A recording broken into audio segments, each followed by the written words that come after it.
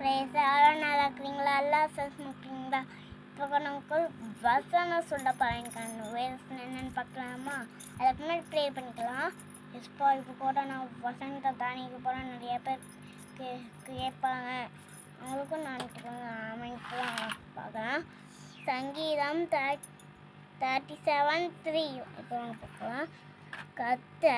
கர்த்தரை நம்பி நன்மை செய். என்னன்னா, இப்படி கொஞ்சம் பேருக்கு சாப்பாடு இல்லாமல் இருப்பாங்க, அவங்களுக்கு காசு இருக்காது. கொஞ்சம் பேருக்கு கொஞ்சோண்டு காசு இருக்கும். அவங்க வந்து சோறு வாங்கிட்டாங்க அப்படின்னு கேட்டால் ஏதாச்சும் நன்மை சோறாக வாங்கி கொடுக்கணும். ஓகேவா? ரெண்டாவது கொஸ்டின், உங்களுக்கு 2 பேர் ஒருத்தங்க தீமை செய்வாங்க. அவங்களுக்கு ஏதாச்சும் உடம்பு சரியாமல் போனால், ஏதாச்சும் பிரச்சனை வந்தால் அவங்களுக்கு நன்மை செய்யணும்.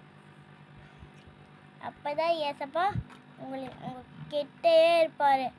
உங்கள் எல்லா கஷ்டத்தையும் தீர்ப்பால் விலகிடும், எல்லா கஷ்டமே. ஓகே ஃப்ரெண்ட்ஸ், ஆமென்.